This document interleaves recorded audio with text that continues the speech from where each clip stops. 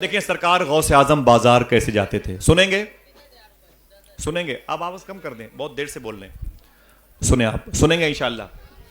Baghdad شریف کی زمین ہے، بغداد کی مارکیٹ ہے، ایک یہودی جو جسے قرآن میں اسلام کا دشمن کہا جاتا ہے، وہ یہودی بازار بغداد میں ہے، ایک گھوڑا بیچنے کے لیے آیا ہوا ہے۔ کیا بیچنے؟ اونچی بولے، گھوڑا بیچنے کے لیے آیا ہے۔ اس نے گھوڑے کی قیمت لگا رکھی 5,000 روپے۔ یہ گھوڑا 5,000 روپے کا، کتنے کا؟ میرا گھوڑا 5,000 روپے کا، وہ قیمت لگائے ہوئے ہے، بازار بغداد میں چیخ رہا ہے، لیکن کسی نے اس کے گھوڑے کو خریدا نہیں۔ جیسے جیسے سورج ڈوبنے لگا اس کی آنکھوں میں آنسو آ گئے، وہ رونے لگا۔ رونے کی وجہ کیا تھی؟ بات یہ تھی کہ 2-3 دن کے بعد اس کی بیٹی کی شادی تھی، 2-3 دن کے بعد اس کی بیٹی کی شادی، اسی وجہ سے گھوڑا بیچنے آیا تھا۔ اگر گھوڑا نہ بکتا تو بیٹی کی شادی کے پیسے کہاں سے آتے؟ یہی سوچ کے رونے لگا۔ جب رویا تو آنکھ سے آنسو نکلے، سورج ڈوبا، دل ڈوبا، بہت دیر ہو گئی۔ اب اس نے کیا کیا؟ سمجھ گیا کہ گھوڑا میرا 5,000 کا کوئی نہیں لے گا، اب اسے اونے پونے میں بیچ دو۔ اس نے اپنے گھوڑے کی قیمت کم کر دی، اعلان کر دیا اب یہ گھوڑا 2,000 کا۔ کتنے کا؟ اب یہ گھوڑا 2,000 کا، اب یہ گھوڑا 2,000 کا، پہلے 5,000۔ سورج ڈوبنے کے بعد وہ تنگ آ گیا، کسی نے پوچھا تک نہیں، اب اس کی قیمت کم کر دی، اب یہ گھوڑا 2,000 کا، اب یہ گھوڑا 2,000 کا، اب یہ گھوڑا 2,000 کا۔ معلوم ہے حضور غوث اعظم آ گئے۔ سبحان اللہ سبحان اللہ ذرا محبت سے کہہ دو سبحان اللہ۔ سبحان اللہ۔ بغداد کی بازار میں، بغداد کی منڈی میں غوث پاک آ گئے۔ آپ ٹہلتے ٹہلتے گھوڑے والے کے پاس گئے۔ گھوڑا بیچنے والا یہودی تھا، اسرائیلی، جو فلسطین کے لوگوں پہ زمین تنگ کیے ہوئے ہیں، یہ عقیدہ تھا۔ وہ یہودی گھوڑے کو بیچنے والا غوث پاک سرکار سامنے آئے تو ادب سے کھڑا ہو گیا، جانتا تھا غوث پاک کو۔ حضور غوث پاک فرماتے کیا کر رہے ہو؟ اس نے کہا کہ شیخی یہ گھوڑا بیچ رہا ہوں۔ کہا گھوڑا کیوں بیچ رہے ہو؟ تو رونے لگا۔ اس نے کہا 2 دن کے بعد میری بیٹی کی شادی ہے، گھوڑا نہیں بکے گا تو بیٹی کی شادی کے پیسے کہاں سے آئیں گے؟ سرکار غوث پاک فرماتے کتنی قیمت ہے اس کی؟ اس نے کہا حضور دن میں تو قیمت 5,000 لگی تھی، لیکن کسی نے اسے خریدا نہیں، اب میں نے اس کی قیمت 2,000 کر دی ہے، اونے پونے بک جائے، بیٹی کی شادی کا معاملہ ہے۔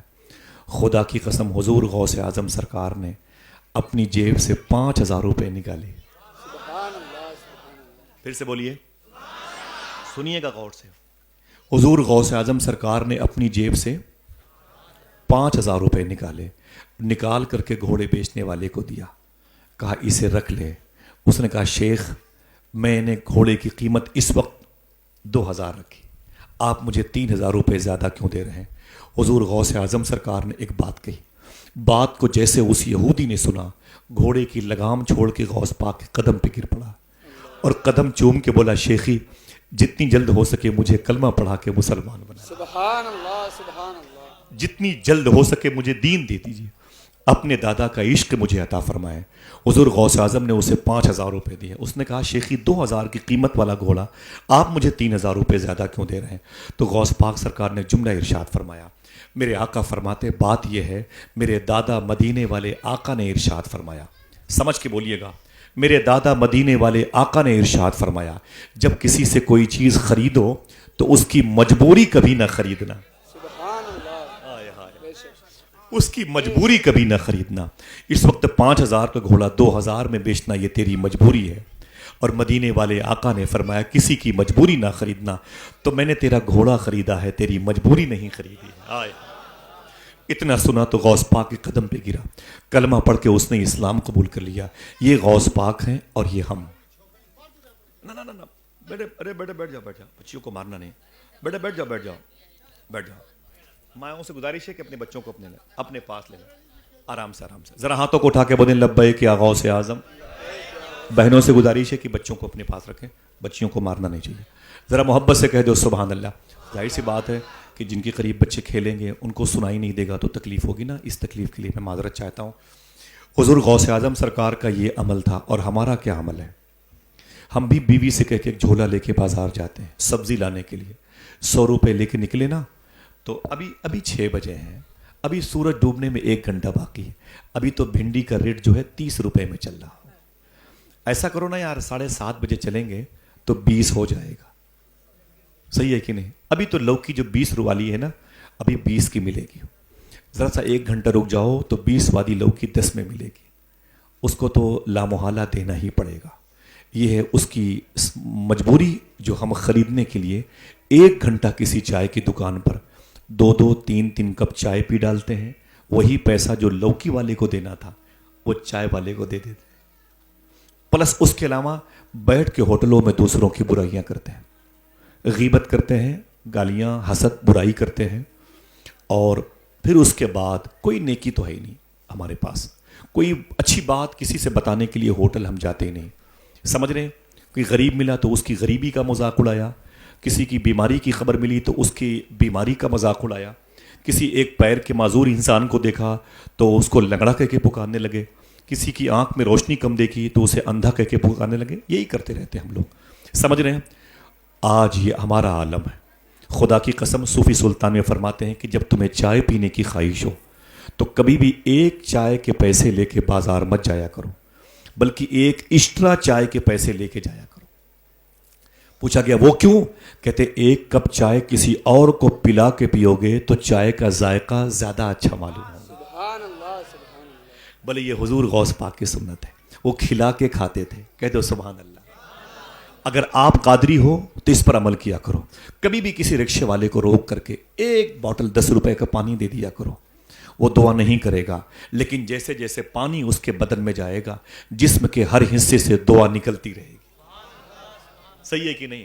کیا خالی مرغا کھانے میں قادری ہیں, بریانی کھانے میں قادری ہیں؟ ماں بہنیں بھی بہت غوث پاک کا چراغ جلاتی ہیں. چراغ جلانے میں قادریہ ہونا میری بہن کوئی بڑے کمال کی بات نہیں ہے.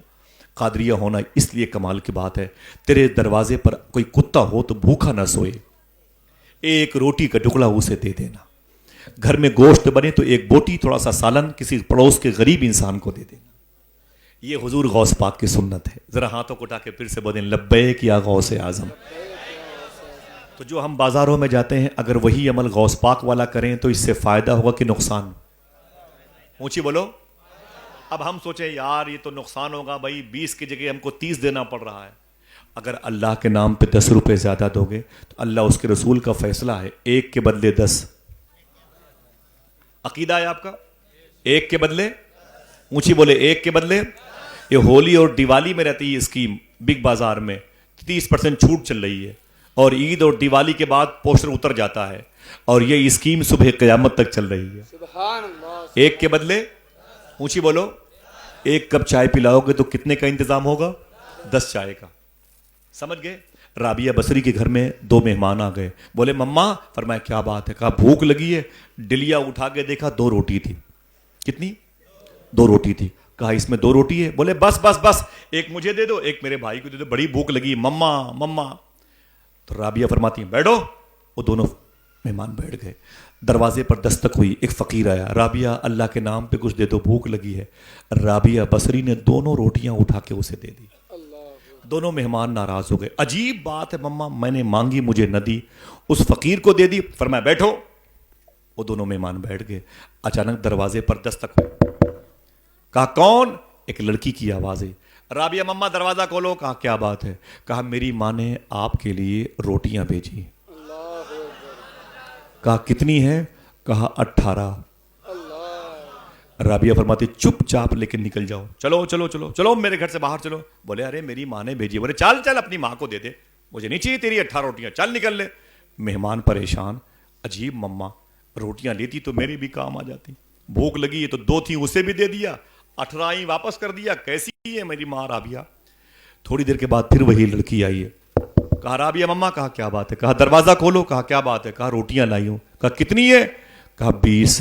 کہا لاؤ میری ہو سکتی ہیں.